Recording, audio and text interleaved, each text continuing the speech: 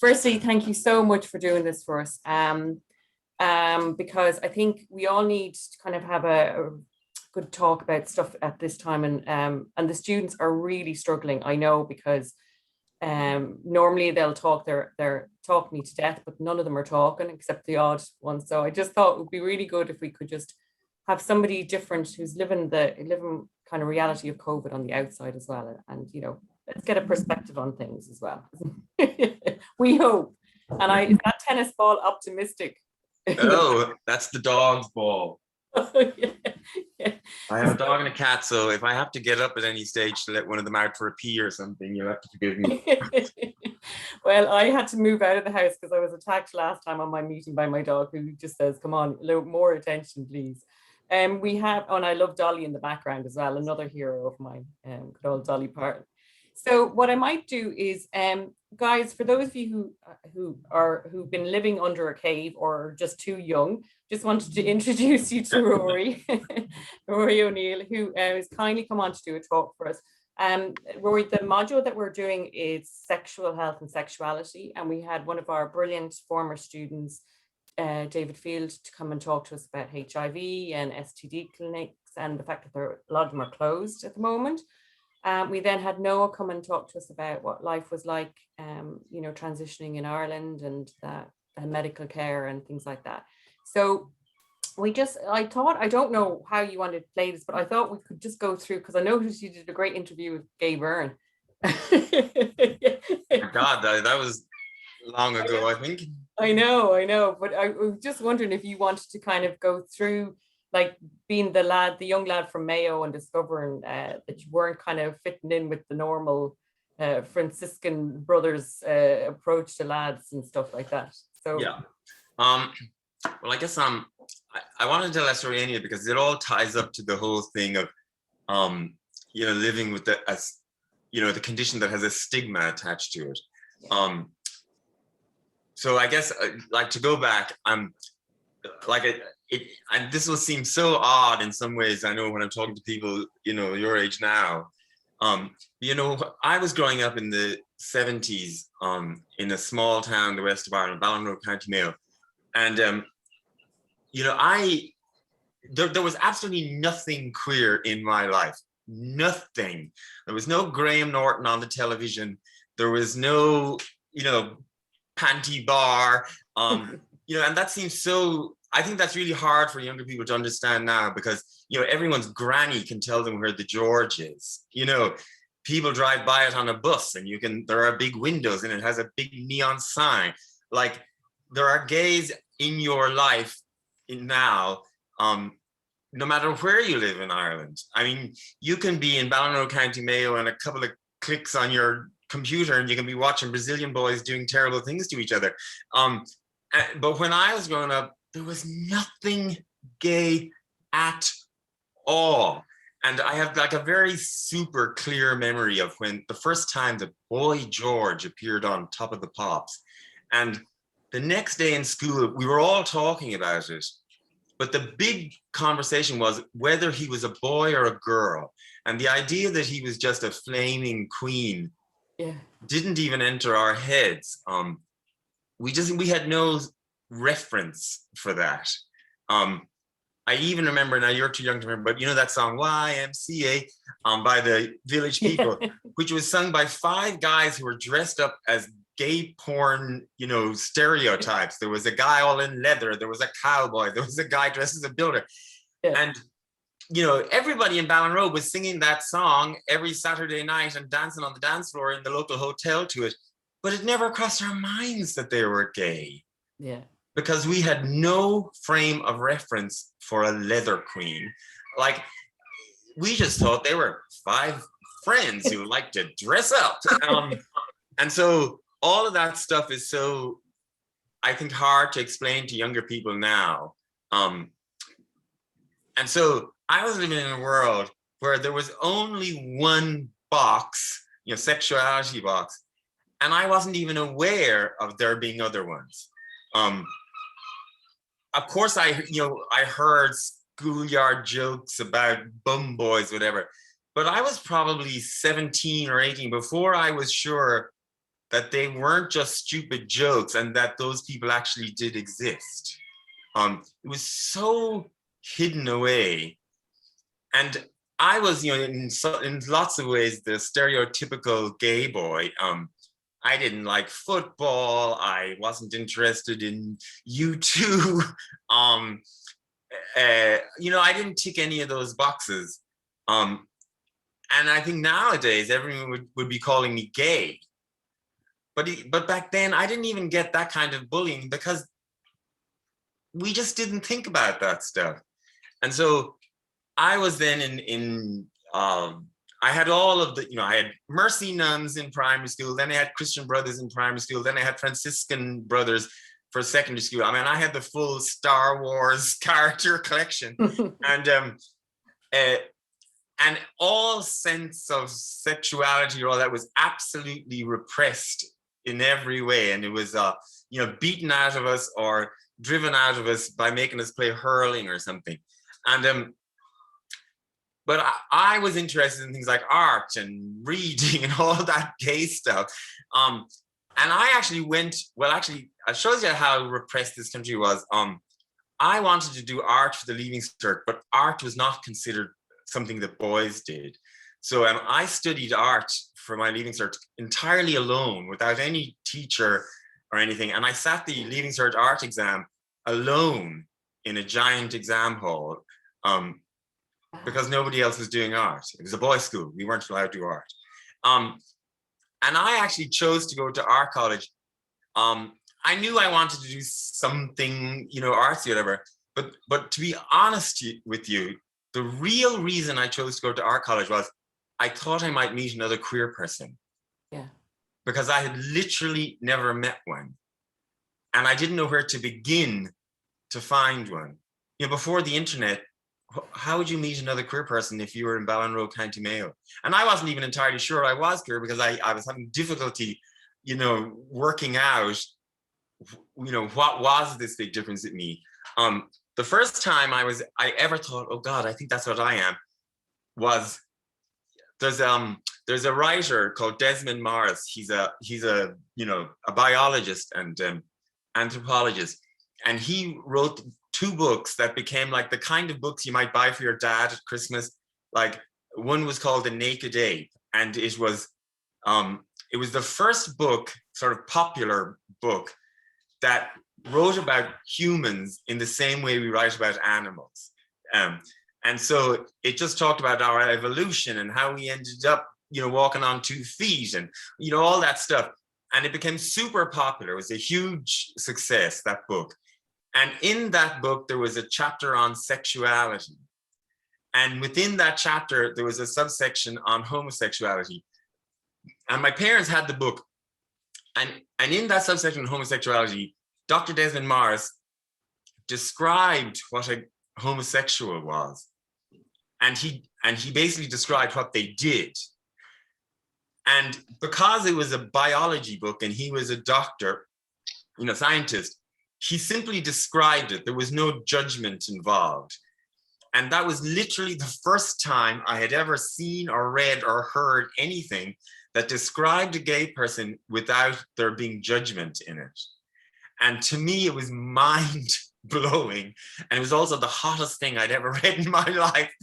And I read and reread that passage a billion times. And I used to hide the book under the bed as if it was pornography or something. And it was this dry, boring, biology text. But so I went off to art college thinking I'd might find another gay person. And I went to what is now the Dunleary Institute of Technology or whatever. But at the time, it was a tiny art college. It had like 200 students in total. And when I went there, and there was one other gay, or one other out gay anyway. And he is still my best friend to this day. So that's so even that though wasn't enough. I still didn't meet queer people or anything. But in our college, it was liberal and open or whatever. And it was there then that I eventually decided it definitely is what I am, and told my friends and all. But then I still had to find other gays because one wasn't enough. And it seems so weird now, but that was, even in Dublin, that was a real fucking struggle. Like if I took the internet away from you and I took away the George and Panty Bar and I said to you, go find gay people, what would you do? Yeah, yeah. Because they weren't walking around the street with a sign on them. Homosexuality was illegal. So all through my college years, it was a criminal offense for me to get laid. I feel bad for you guys going to college in the Zoom world, because for me, the second most important part of college was getting laid. So I don't know what you're doing. But I literally had to be like, you know, Angela Lansbury to find other gay people. And at the time, the way I did it was the Hot Press magazine, which is still on the go, I think, it always had, you know, small ads in the back. And it'd be whatever, boy looking for girl, whatever, blah, blah. But they always had this little section for the gays, which was considered really outrageous at the time. And it was mostly farmer looking for other farmer in Monaghan or something. But in there was always this one little ad, and it was for a thing called Icebreakers, which was a meeting that happened once a month, where you went to a room in the Clarence Hotel, and this was before the U2 bought the Clarence, when the Clarence was the kind of hotel that, like, if you were a priest and you had to come up to Dublin to see the bishop, you would stay in the Clarence Hotel. You had smelled of chicken dinners and that kind of thing.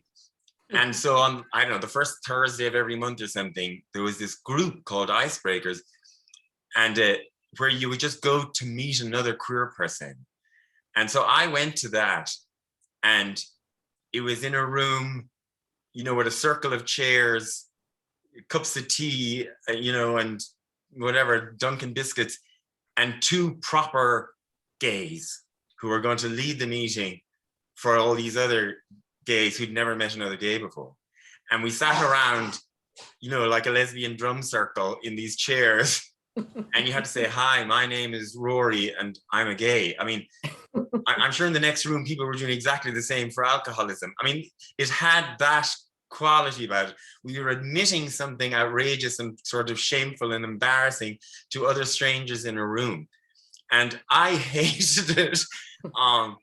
But at the end of the meeting, the two proper gays said, we're going to go out now to a gay disco.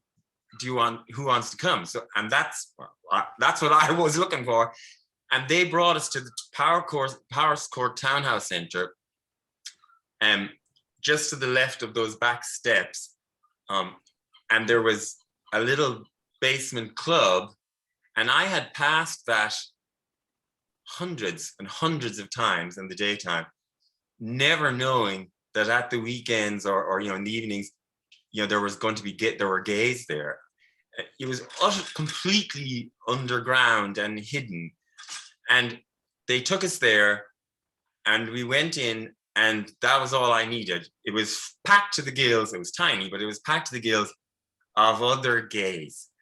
You know, they all had frosted tips and stuff at the time. And I went home that night with a hairdresser with frosted tips to his bed sitting rat minds, and a whole new world has opened up to me.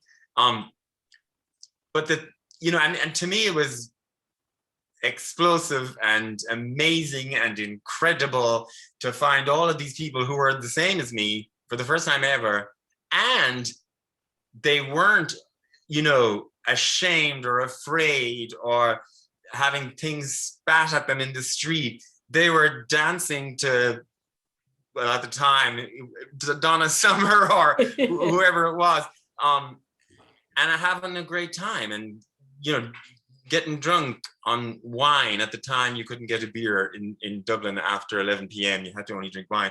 And it was, you know, just mind-blowing to me. And the thing about that too is, you know, nowadays, it takes very, well, I won't say very little, because it's a journey for everybody.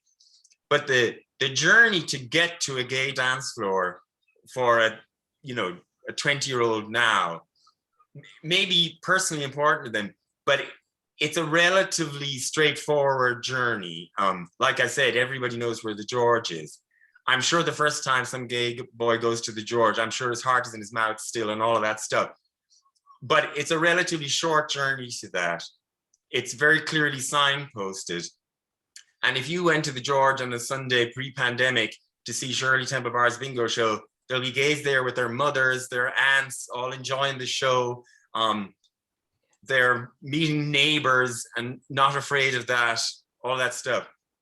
Whereas in 1980, whatever it was, when homosexuality was a criminal offense, gay bars were operating in a gray legal area. They were utterly hidden and underground. And it was so outside of social norms. It could never be discussed. And being openly gay at that time meant none of the ordinary things that you were raised to, have as ambitions, the things that you were supposed to, want for your life. Marriage, kids, a decent job, in the civil service or with a bank or whatever, all those things. None of those things were available to you if you were also living openly as a queer person. If you were an openly gay person, you could not get a job in the bank. Yeah. You could not, form a long-term relationship, let alone get married. You could not, move to the suburbs with a picket fence and a chocolate Labrador. You could not bring somebody home to meet your mother. None of those things were going to be available to you. Because you were literally illegal in a sense. And so in order to get to the point where you stepped off the pavement into that underground club, you needed to reach a point where you were prepared to say, fuck all of that. You needed to reach a point where you were prepared to step entirely outside of everything that society was trying to mold you to be into being. So it wasn't an easy step off that pavement. It was a huge step that said a lot. And maybe by dint of that, though, I mean, for me anyway, one of the exciting things about it was the people who were in that nightclub, they may have gone there for absolutely personal reasons. They needed to feel, at ease with themselves or free or just wanted to get laid. A lot of them weren't out in their daily lives and all that stuff. But in order to, to make that step, they definitely had reached a point where they were prepared to question everything in the outside world. Because if the outside world was wrong about this major thing about me, maybe they were wrong about everything. And therefore, the people in that club, even if they were really only going there to dance to I Should Be So Lucky by Kylie Minogue, whatever was the hit at the time, they were almost by necessity quite radical in many ways, because they'd been driven to take a radical view of the world. They were the kind of people who were prepared to question everything. And so there was it kind of bizarrely or maybe counterintuitively, it was a pretty radical world, and people were prepared to try other ways of being happy than the ways that were presented to them. So like there was lesbians living in communes on islands raising sheep, and there was, there was just like, they were quite a radical community in some ways, even if they weren't naturally radical people, but they had been sort of pushed to that point. And I found that super exciting and liberating and, and all of those things. But I also think as well that in order to get to that point, they were all quite strong people in some way. They had some sort of inner strength, because it would have been much easier to never, come out, to never go to that nightclub, to do, to have sexual relations entirely furtively, to get married and have, hidden sex on the side or something, as lots of people were, felt they had to do. So it doesn't surprise me that then those same people were the ones who started as sort of a long, generations long fight to get to where we are today. But that's what I kind of wanted to lay the groundwork for you, because there was this massive, huge stigma around being queer at all. And so that was a base level of ostracization from the world and the sort of stigma that the world was putting on top of you. Now, in my personal case, I went through college. I found all of that super exciting and thrilling, but I still hated Ireland. And I hated Ireland in response to the fact that Ireland hated me. I, at that time, felt that I would never be able to live here because I would never be able to be me here. I thought that Ireland wanted me gone. And, you know, and I was like, well, fuck you, right, I am going. I don't want to be in here. And so the minute I finished college, I was determined I was going to just leave, and I was going to leave happily, you know, excited to be leaving, not sorry to be leaving. Yeah. And I was like, almost out of spite, I said, I'm going to go to the biggest city in the world, because I felt that Ireland was just this backward, tiny, insular, awful place. It was gray and dreary as far as I was concerned. So I looked it up in an encyclopedia, because it was before the internet, and the two biggest cities in the world at the time were Mexico City and Tokyo. And I ended up going to Tokyo. And so I was in Tokyo for nearly 5 years, and I was there when Ireland decriminalized homosexuality. And Ireland decriminalized homosexuality despite the fact that lots of people didn't think they should. I mean, Irish people did, you know, I can't give you a percentage, but many, many Irish people were very vocal about the fact that they thought it should stay a criminal offense. Yeah. And we only did it because the EU insisted that we bloody do it, and because David Norris brought the Irish government to the European Court. And it was still years after he won his case before they actually got around to doing it, and thanks to a very moral politician called Morgan Quinn. So even then, I had no intention of returning to this place, because it was only forced into decriminalizing me, and it still didn't accept me. Yeah. And I had this super clear memory of I was working in this giant nightclub in Tokyo, and you know, in Japan, nobody has a fucking clue where Ireland is. I mean, I would say to people, "Oh, I'm from Ireland," and they would all go, "Oh, Iceland, it must be very cold there." And you know, in the beginning, I would always try and correct them. No, not Iceland, it's another place. And eventually, I just stopped trying to correct them, and I'd say, "Yes, Iceland. Yes, I'm great at skiing. You know, whatever," because they literally don't know or care. And I kind of loved that, right? Because, you know, I wasn't being defined by, you know, this country that I thought hated me. And I had this super clear memory of it being, it was St. Patrick's Day, and Tokyo had a tiny Irish population. I mean, I would go years and never meet another Irish person. But this year was the first time that I guess the Irish consulate there or something had sort of organized some sort of thing around St. Patrick's Day. And I went into the nightclub to work that night, and the manager says to me, "Oh, you know, Panti, there's a group of other people from Iceland coming in tonight to celebrate King Patrick." And I was just like, oh God. And I ran around the nightclub to all of the other staff and told them, "Do not tell those people I'm from Iceland," because I didn't even want to talk to other Irish people. I didn't want to have forced conversations about, you know, Gaelic football and, you know, all of that stuff. So I was really in that place about Ireland, whatever. Now, a few years later, I went home because I was going to be leaving Tokyo, and I had this idea I was probably going to go to Paris or something. And I came home for a while to see my parents and all that stuff, and I was going to hang out with my gay friend from college. And that was 1995. So it was 2 years after decriminalization. And it was also the beginning of the boom.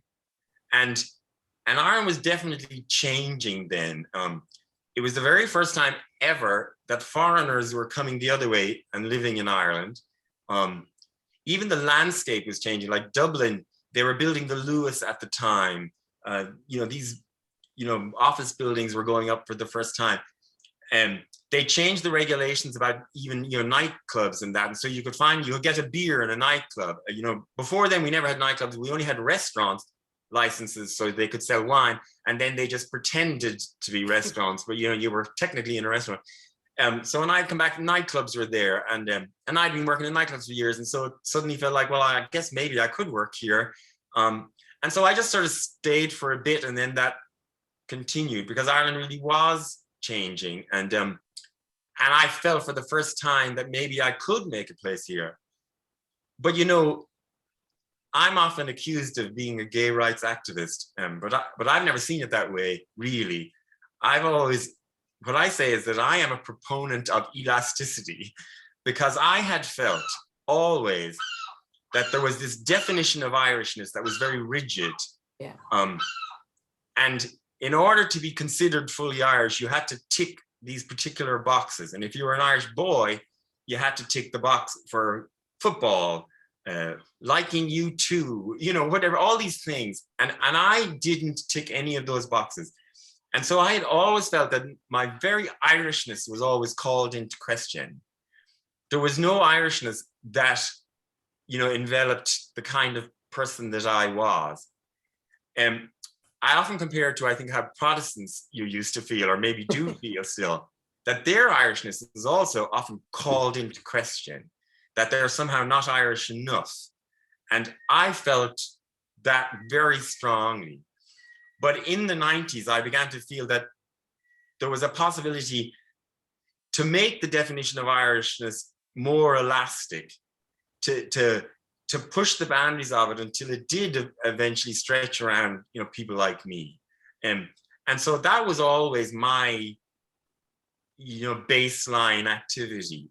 And even, I used to do this thing for 20 years called the Alternative Miss Ireland, which was a kind of a crazy, nutty, drag heavy kind of silly competition, but it had this other agenda. It was an HIV and AIDS fundraiser, but it had this other agenda, which was about expanding the definition of Irishness to include the kind of people who were at that show. And that's why we called it the Alternative Miss Ireland. We always did it around St. Patrick's Day weekend.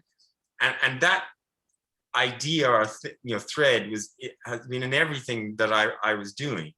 And in a lot of ways, I felt that project was accomplished, in May 2015 when we had the marriage referendum.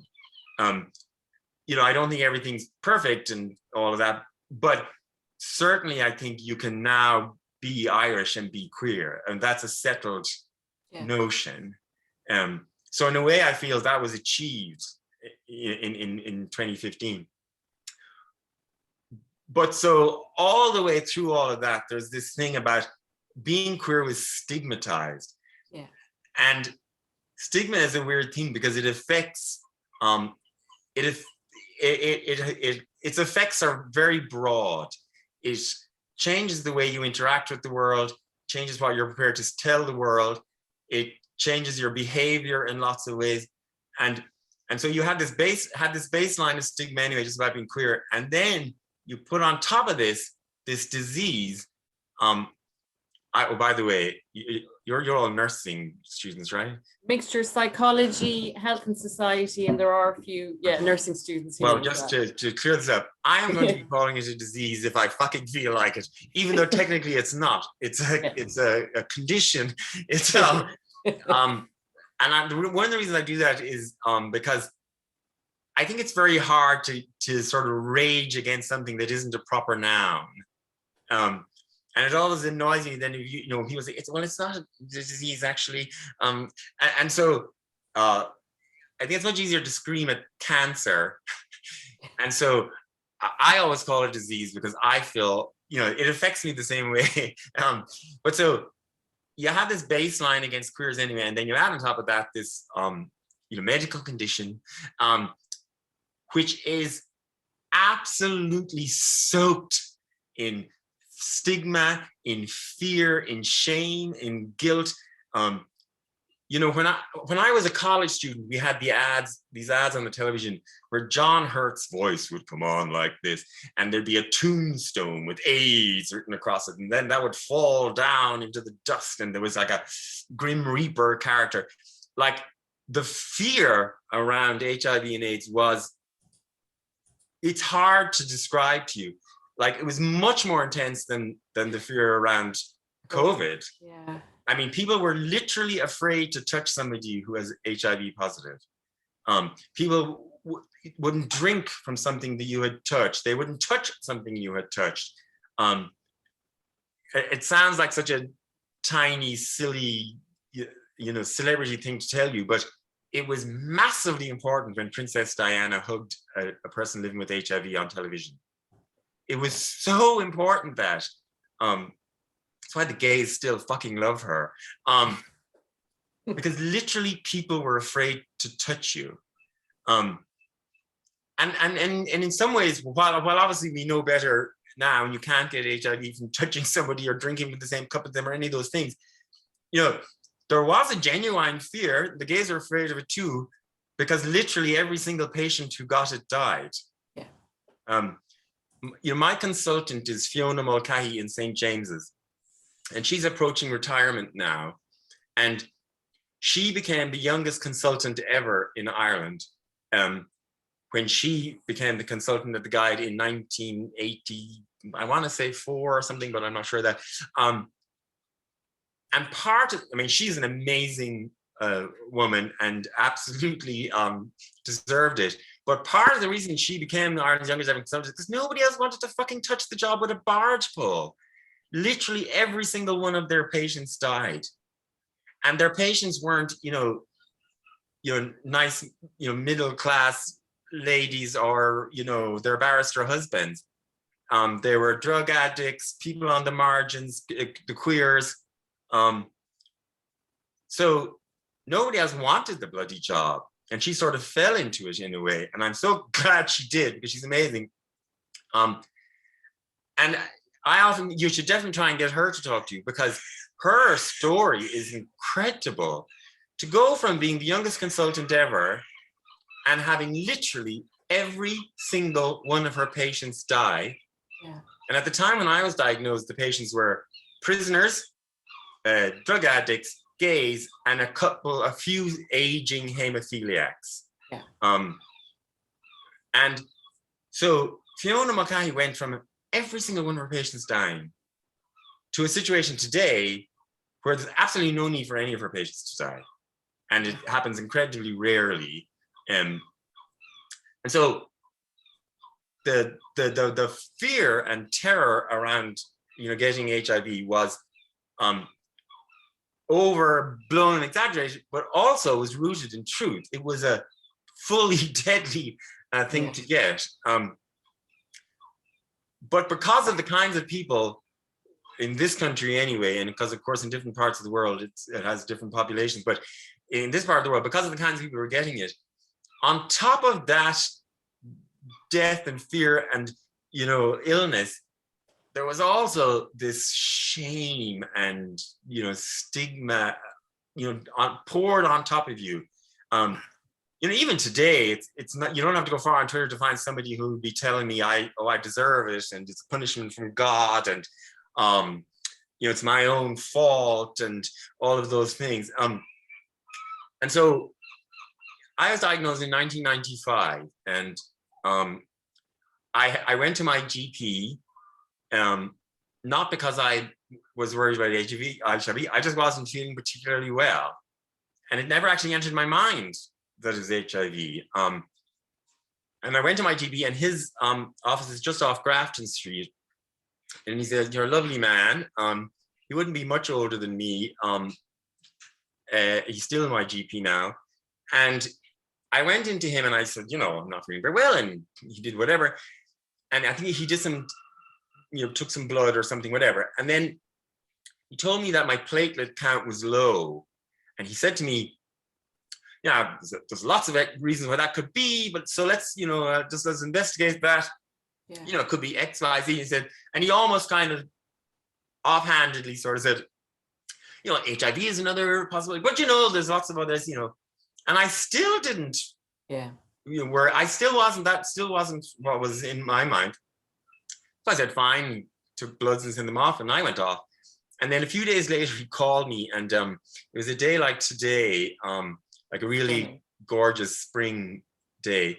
And he called me and he asked me to come in at 5 o'clock. And at the time, that didn't ring any alarm bells at me, but it would now, because I know that if a doctor calls you and wants you to come in for a test result at 5 o'clock, he's worried. Because he doesn't want to tell somebody some horrible, shocking news at 3 p.m. while he's got, an old lady waiting, outside, to have her arthritis looked at, because he doesn't know what your reaction is going to be. Yeah. So I went toddling off to see him at 5 o'clock. Literally no concerns about it. And I go into his office and he just said, the test has come back positive for HIV. And I can describe to you now in absolute minute detail his whole office, where the pen is beside his phone, the drug company name on the pad, the chart on the wall, like everything, the picture of his kid above his desk, the picture of him in a motorcycle outfit with his motorbike.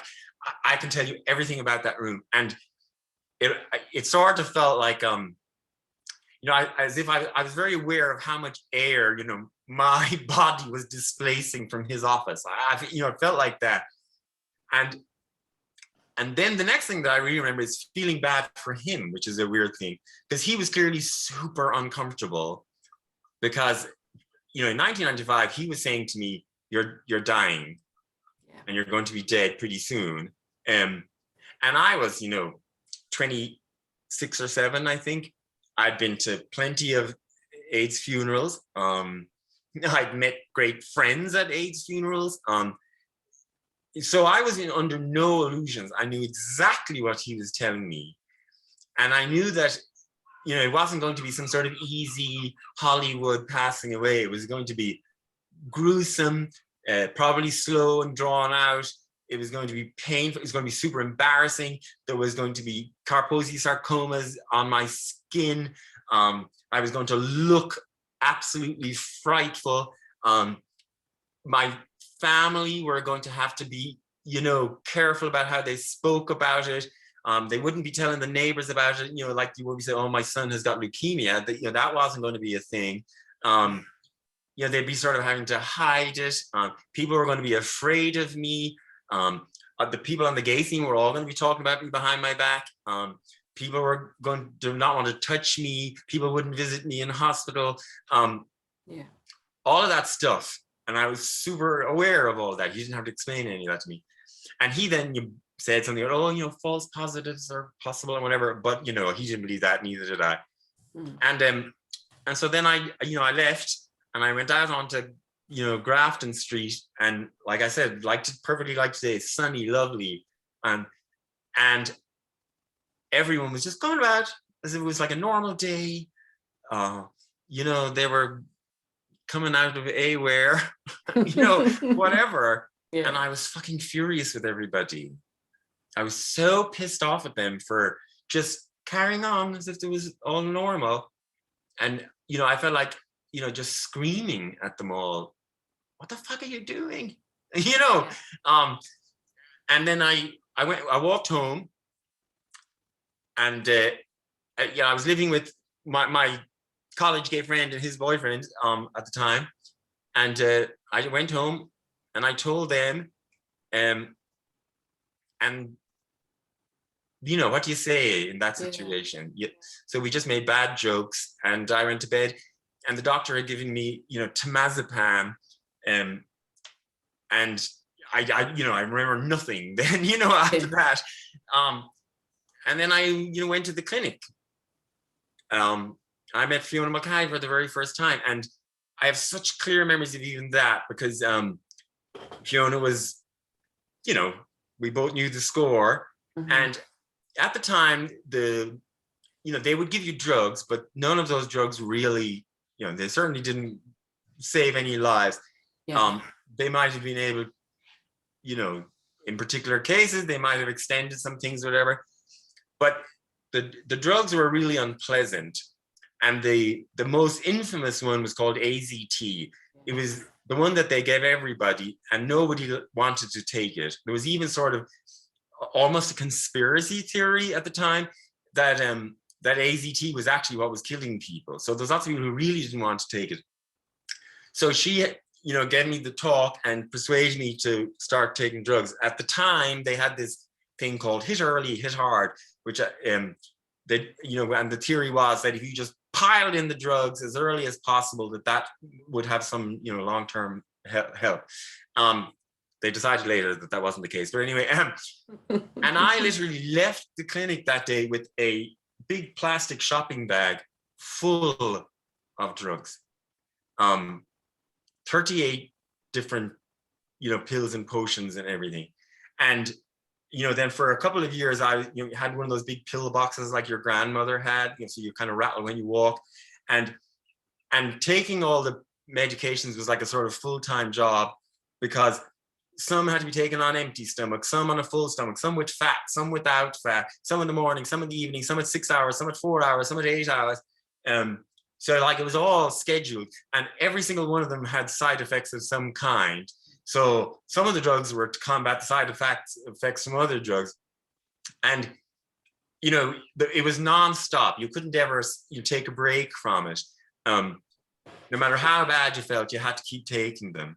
I mean, I say it was like a full-time job, but, you know, unlike regular full-time jobs, you didn't even get Christmas fucking day off. You had to have your turkey and the poison, because it really felt like poison. Like, you know, it felt like it was just doing all these horrible things to you. But that was the thing. But in retrospect, I got diagnosed at the very best time you possibly could. Because in that very first meeting, Fiona McCann said to me, she said, you know, there are some new drugs being developed and early results are promising. Now, I did not believe that at the time, and I have asked her since, and she says, well, she didn't really believe it either, but, you know, she was just, you know, trying to give somebody something positive. Because there had been lots of false dawns before that, like AZT, everyone first like, this is going to be the drug, and it turned out to not be the drug. And so, but it turned out, you know, that was true. They were developing new drugs and early results were promising. Now, it took a couple of years for them to sort of trickle down to patients. And people often sort of, I think they think that this is a bit like, say, COVID, where a drug was developed, ta-da! Yeah. It wasn't like that at all. It was a, you know, a slow, gradual process where they developed these antiretrovirals. Then they discovered if they gave you 3 at the same time, and then they, you know, refined and honed them and made them better and better.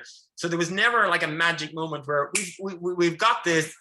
It was this slow process of things getting slightly better. And I went from 38, you know, pills and potions to, you know, to 30, and then to 22, and then to 12, but they were a different 12, and then to 10, and so on, until God, how long ago now? 10 years ago or something, maybe. You know, I got to the case as I am today, where I take 1 pill a day and just get on with it. So there was never the big ta-da moment. And you know, after I left Fiona's office, I then had to go into the next office, which was a social worker. And she spent 20 minutes just telling me all the ways that the state was going to make dying easier for me.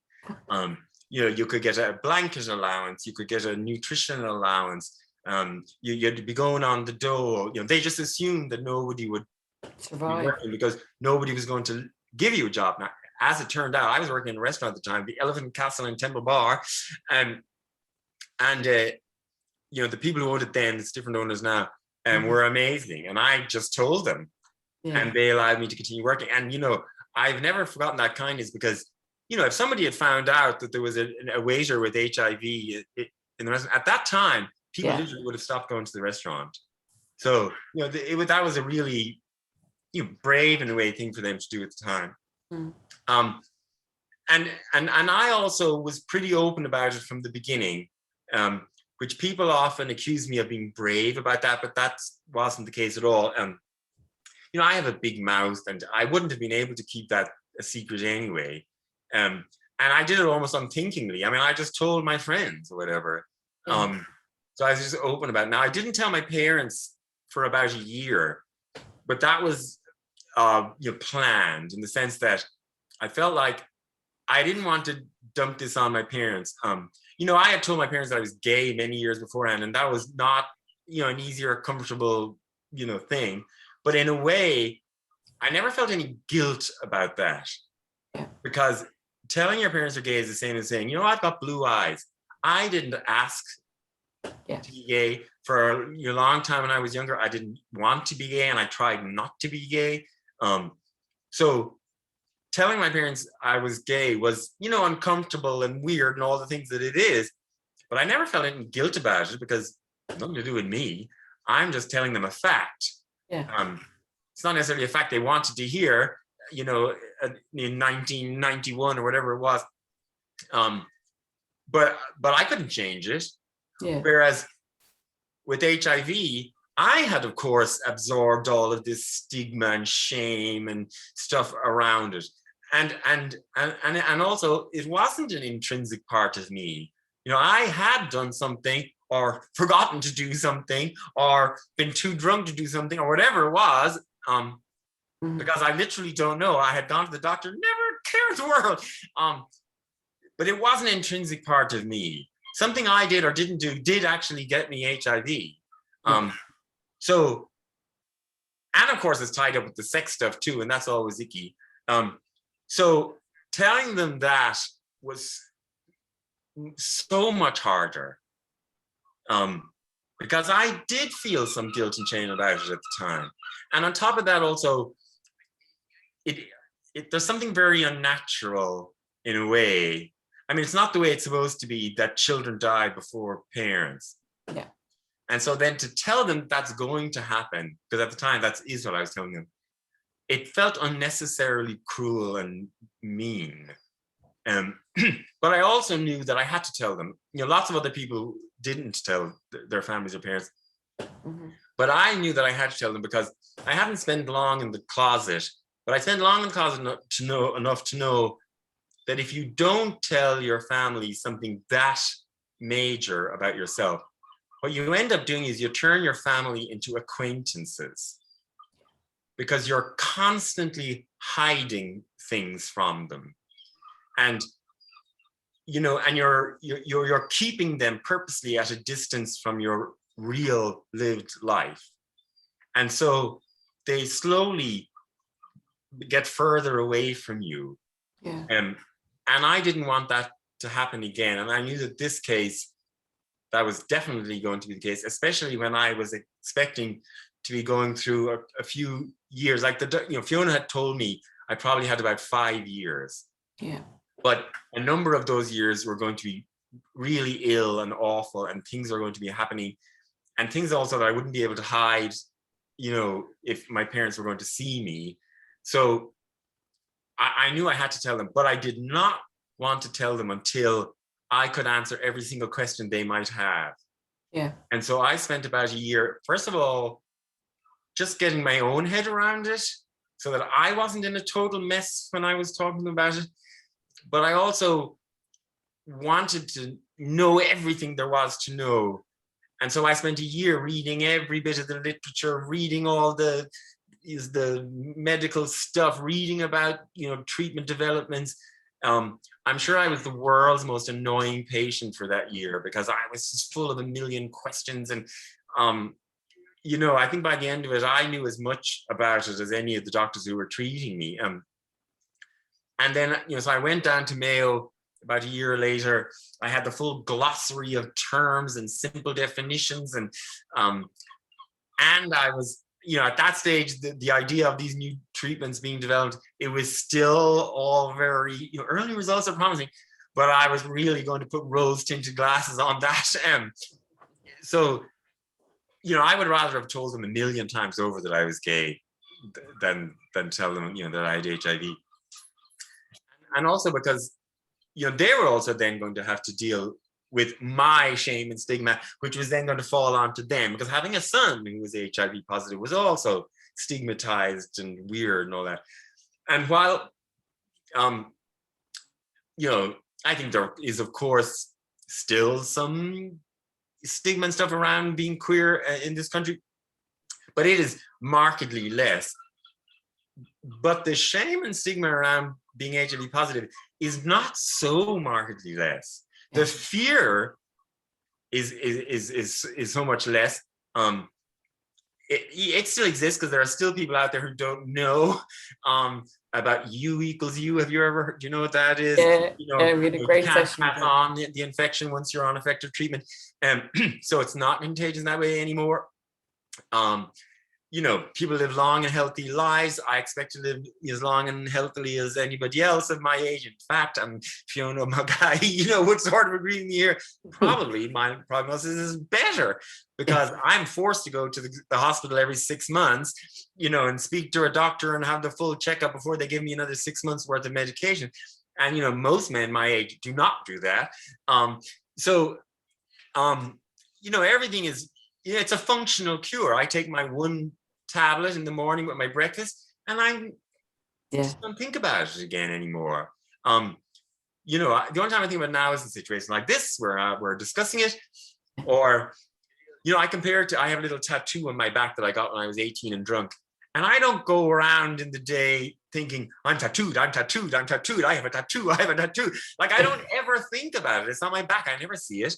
And then I only ever remember it when, you know, I know somebody, you know, on a beach sees it and mentions it to me. Oh, you have a tattoo or whatever.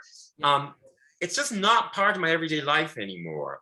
I take that pill so lightly in the morning, you know, so lightly that I often do it on autopilot, and then I get, shit, did I take that pill or did I not? You know, like maybe like you would do brushing your teeth or whatever.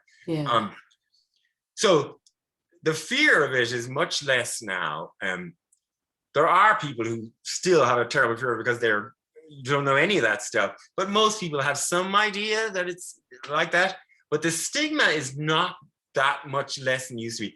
I mean, it is, say, in the gay community, still pretty bad, I have to say. You know, you'll still, on, you know, those dating apps, famously, you'll see people, you know, that say clean only. By clean, they mean someone who's HIV negative, which is just so gross. But you know, if I go on the radio, you know, now and talk about this, say on Round World AIDS Day or something, I know that in the next couple of weeks, I will get emails and letters. You know, people can write to me quite easily because they write to the bar, you know, the address of the bars. And those letters are often from people who are not always, but often living in smaller towns. And they're living with HIV. They're often on effective treatment, and yet they have never, ever told a single other soul. The only people who know are themselves and the doctor at whatever clinic they're attending. But they, you know, they're on the local football team, or they sing in the local choir, or they work in the local meat factory, whatever. And they've just never felt able to tell a family member, a mate, like nobody. And then they hear me on the radio talking openly about it, and they write to me or email me and sort of dump it all out to me because the stigma around it is still so intense. And maybe often because it might be tied up with other stigmas. You know, maybe they're, you know, closeted gay, or maybe they had a drug problem at some point or whatever. And so they end up writing an email or a letter to a stranger that they heard on the radio because they just need to tell somebody. And often they are in this like deep depression about it because to them it is this giant millstone around their neck that they're carrying around all day, every day. And, you know, to be perfectly honest, my first reaction often is I just want to reach into the email and grab them by the neck and slap them because this thing that I treat so lightly now is this giant millstone around their neck. And that's because they've bought into all of the shame and that. Now, of course, I know that that's very easy for me to say. I live in this, you know, gay world, this gay bubble, you know, with millions of gay friends in the city center, working in a gay bar, like, and you know, things are clearly very, very different if you're on the local football team in Ballyhaunis. So, but it's desperately sad and unnecessary. But this country has a long and great tradition of shaming people for their sexual behavior. Used to be the women and gays, and it's essentially still women and gays. So it doesn't surprise me in some ways, but in other ways, it does surprise me that it's still so strong. And weirdly, because it annoys me too on the level that, as in so many things, the gays showed us how we can do things. When I was a kid growing up, this country hated gays. And the reason it hated gays is it didn't know any. Yeah. There were no gays in people's lives. And then what happened slowly was as gay people started coming out more and more and more, if one gay person comes out, it makes a little bit more room for some other people then to maybe come out. Until we got to a point in this country where every single person in this country knows a gay. Like, you can't be alive in the world, in this country, and not know, a lesbian working in the post office, a gay who's teaching your kids in school, Tom and Joe next door, or the fellow who colors your granny's hair. Like, there are gays everywhere. And at one time, Irish people didn't believe that. They thought that gays weren't in their lives. But then it turns out that gays are in their lives, and they're their brothers and their nieces and their aunts and whatever.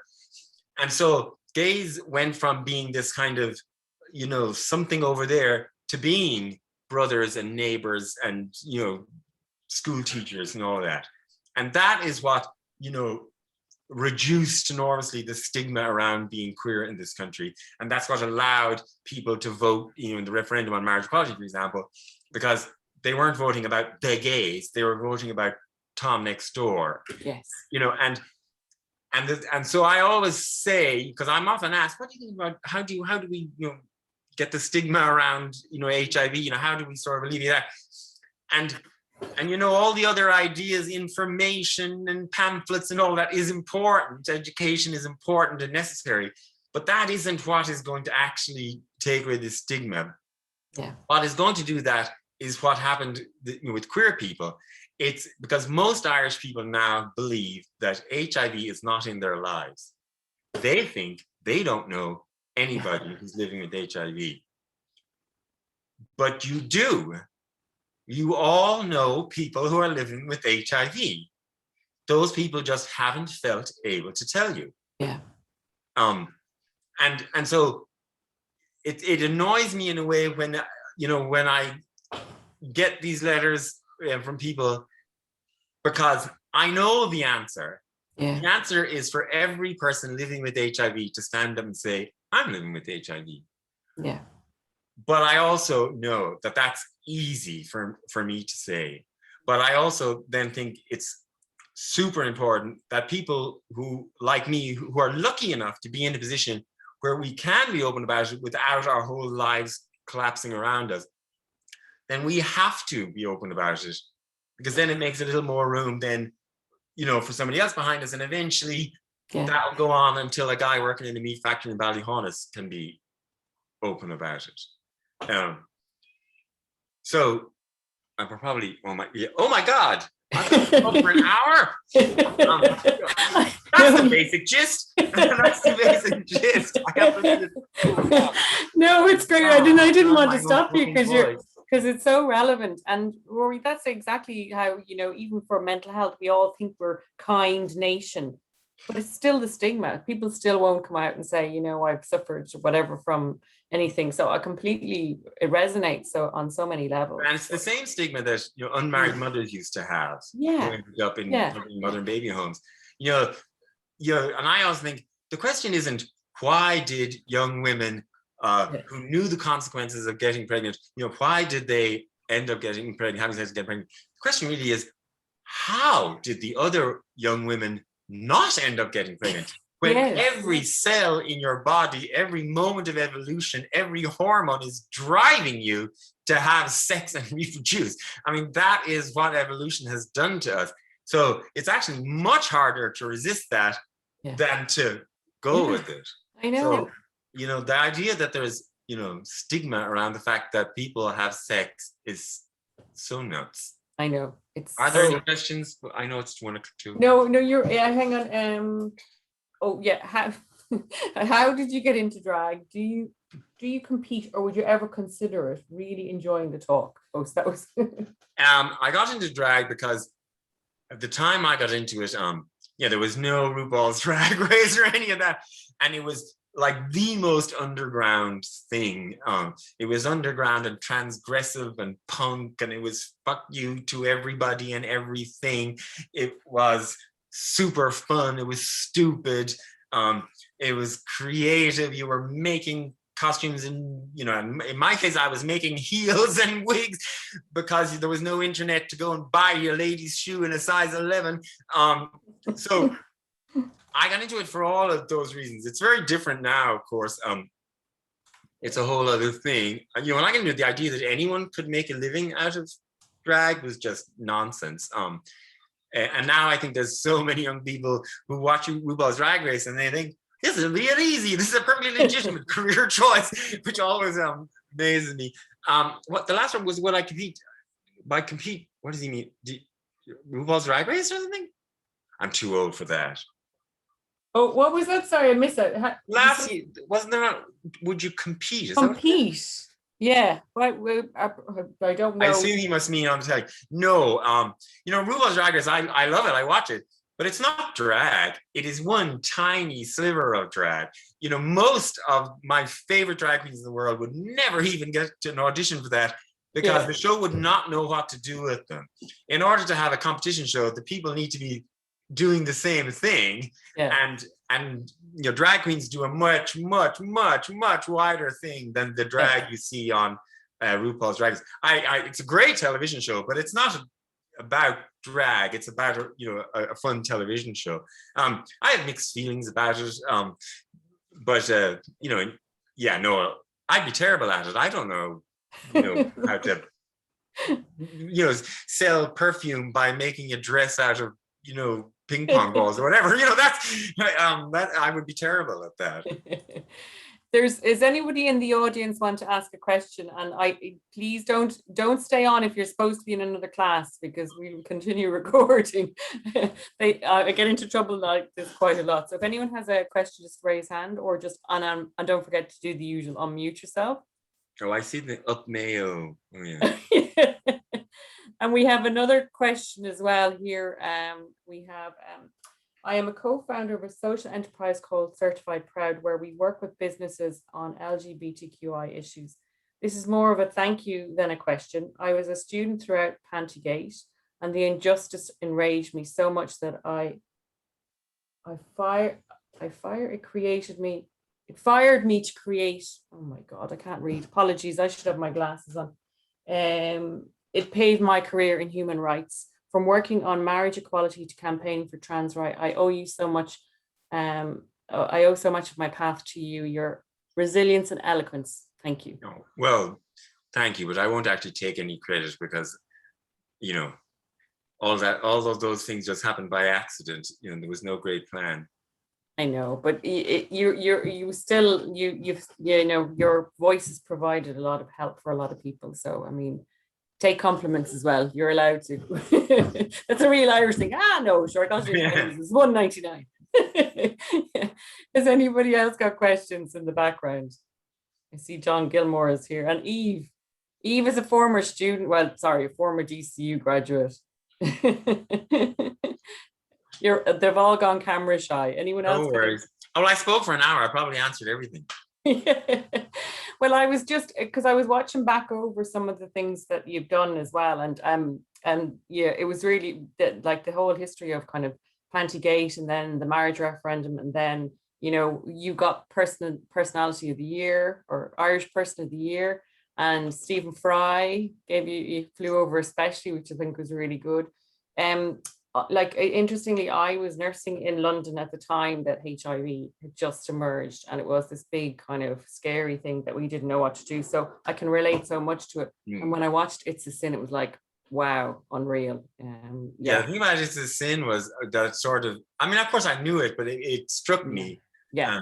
How young people had no real image of what that was like, because everything is so different now. Yeah. And it's funny, I was just talking to Veda Borev, another well-known drag queen, and Shirley's number the other day.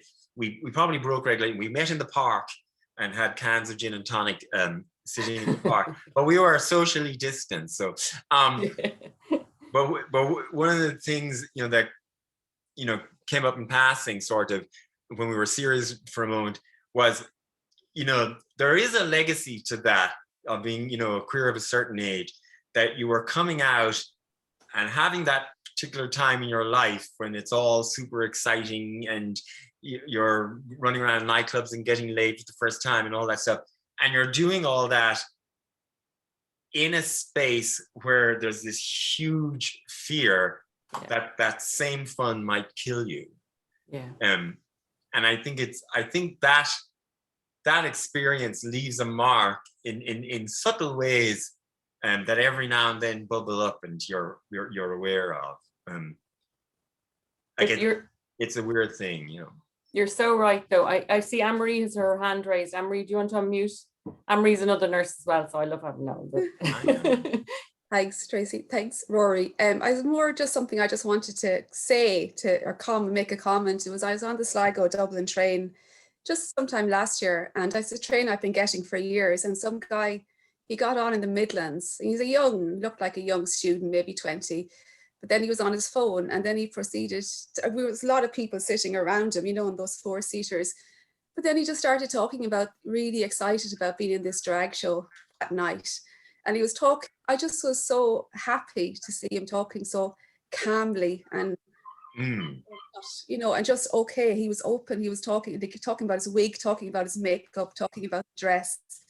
And I just thought, isn't that just wonderful? I've been getting that train for years and I never heard, just so lovely. I just thought how far we've come. Yeah. I mean, he's so relaxed and okay to talk like this. A couple of years ago, I can't remember how many, 3 or 4 years ago or something, it was Pride Saturday in Dublin, and Panti Bar was absolutely packed and all that, and I'm just sort of in there, and then this group of young people, 19 kind of age, about 10 of them come up to me, and one of them says that they're from Ballinrobe, and it turns out they're all gay and lesbian, all from Ballinrobe, and they all knew each other in school and knew each other as gays and lesbians in school in Ballinrobe. And that blew my mind. Because when I was in Ballinrobe, I literally thought I was the only gay person in the world. And it just blew my mind. And then the following summer, I actually went down to Ballinrobe to launch a booklet that had been produced by the gay group within Ballinrobe's youth club, all about coming out. And a boy and a girl did a little speech at it. The boy was, had gold painted fingernails from a Polish family, and a little butch dyke girl. And the sergeant was sitting in the plastic chair in the back row, because that was something that was happening in town that day. The woman who used to sell me comics from her little, news agents was sitting there. It's a different world. Yeah. But it is a different world. You were saying as well, which I thought was very funny, like when I was in school, when George Michael came out, we were fascinated. We all fancied John Moss. In fact, I think he was one of the first guys to die of HIV, wasn't he? Or AIDS. He died of AIDS. And then we all fancied Freddie Mercury. I went to see Queen actually in Slane, and that one of those very wet days. That's still my claim to fame. But we had no idea he was gay, because, in Ireland, we only just got MTV. So I remember being glued to watch MTV on a Sunday afternoon and could not extract us away. And it wasn't until I heard him speaking, I was like going, how did we, because we just didn't talk, it just didn't exist. Yeah. So it was like, it was unreal, really. How backwards were we? God, it's only a few years ago. I know it seems, I'm sure to some of your students, it probably seems like ancient history, but to me, it was last weekend. Yeah. I still think it's funny when I turn on the television and there's, some, Brendan Courtney or, Yeah. Declan Buckley, whatever. There are gays on the television. Yeah. And to me, that's still good, So, yeah. We have a message from Debbie Ging. She lectures over in communications. So she says, as soon as Panti Bar opens, she's going to spend her entire month's salary in there on one night. And I think that's all of us. Good. I encourage that thought. Yeah, I can't wait. I can't wait to get back out again. I think we'll all be kind of trying to hawk vaccines on the black market at this stage. Has anybody else got questions before? Because I'm sure you're exhausted, Rory, at this stage. Yeah, John, go ahead. Hi, John. Hi, Rory. This is my second Zoom meeting with John in a few days. Yeah. Yeah, I think Debbie's point as well, it's that, I think Yes. Rory hit on it earlier, the importance of those social spaces for queer folk as well. Like a lot of the things that other people take for granted within their families and friend circles, we don't get in those spaces. Mm-hmm. So we can talk about lockdown has impacted everybody, but there are different levels of impact. And I think there is some work going to be done. A HIV Ireland Commission study is going to look at some impact of what COVID has meant for, well, this is gay, bi and trans men. But I think there are, and I think, yeah, absolutely, we need the doors open in Panti Bar. We need our spaces back because they're really, really important to us. And people long for the day we don't need gay bars. That horrifies me. Yeah, I'm the same. Horrifies me. I'm I always don't on the gay bar. no offense to straight people, I don't want to spend my time with you in that way. I need a particular space. Well, there's a reason why a lot of straight women like coming to gay bars too. It's just because the atmosphere is different. And better music, opportunities to dance, and less hassle. I mean, it's a win-win. Let's be honest. Yeah. Funny enough, I was if straight bars start finally playing, the Kylie's greatest hits, then I'll be happy. But that's not going to happen. I remember in London as well, because I lived in London while I did my nursing there. It was very funny. And I remember going around and we go to trying different clubs.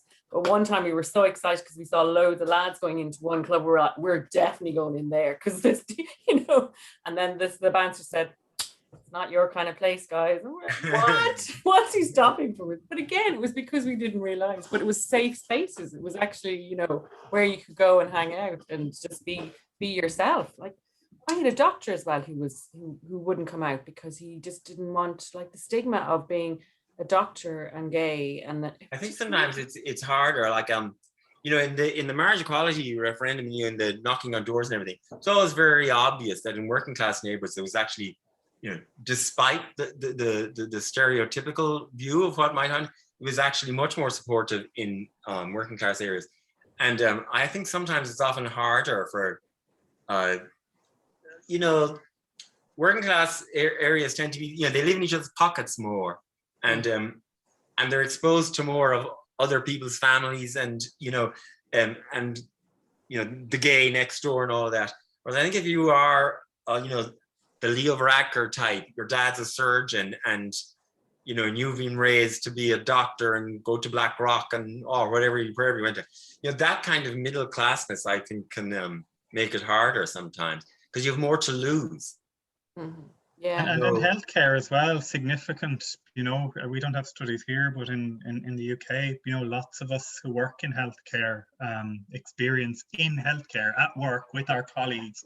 We experience homophobia and transphobia, like 1 in 5 or 1 in 7, in a recent report in the UK. So it's not gone. It's things are, and it's that thing around, I suppose, where you were talking, when visibility comes, for us to be included, and I'm thinking in particular cisgendered white gay people or lesbians, other people are being excluded. Us being let into society further excludes others, and we need to be conscious of that we're not doing that. I suppose I think that's, and again, places like LGBT spaces are really important for those people who don't quite fit in to find somewhere to fit in. Do you know who else goes to gay bars? This is a secret of the trade I'm going to tell you. Is straight people who are having affairs. So like, you know, in Panti Bar, you know, maybe every couple of afternoons, a couple will start coming in, a straight couple, and they'll be sitting in one of the backer corners or something, and they'll be coming for a while, and then we all start, they're coming because they think it's less likely that they'll bump into somebody they know in Panti Bar. And then after a while, they'll disappear, and that whether the affair ended or what, I don't know. And that will happen every now and then. There'll be a new, and we'll all be like quiet. Affair, a couple. And I really miss that kind of that social interaction and being in, you know. I was looking back at the last event I went to was Jerry Fish had organized. Hi, how are you? It was a Daniel Johnson song, and it was kind of like, it was in aid of mental health, and it was like a Bloody Mary, so it was downstairs. It was really grim. It reminded me of the nightclubs of the 80s, which was brilliant. You used to don't forget, you used to get your chips at the end of the night and a few sausages, which is always a good thing. But like the whole thing, like I can't wait for us to get back to some kind of normality, because I'm sure you're missing kind of the whole like buzz of people coming around, and just especially when that's been my life for 40 years. Nightclubs, you know, running around, people, dance floors. So it's weird that all that's just gone. I was, you know, very furious with all my Australian friends all through the lockdown because they've had so little. But just last week was the first time in Sydney that nightclubs were back. Dance floors were not allowed during, you know, the pandemic there. So they had all their outdoor events, and of course in Australia, lots of their things are outdoors anyway. But last week was the first time that in Sydney, you got regular nightclubs were allowed open again on dance floors and all that. And I saw all the videos of, you know, the younger gays who had been, you know, unable to for the last year go onto a dance floor while Lady Gaga's, you know, Chromatica, you know, was playing. So there's all these videos of younger gays losing their absolute mind because they were finally able to be on a dance floor packed with other people while Chromatica gets dropped on them. And it just reminds me of what we're missing. Yeah, we are so missing. We're missing dancing and hugs and physical interaction, I think. I'm over talking again. Has anybody else got any questions, or shall? I'm sure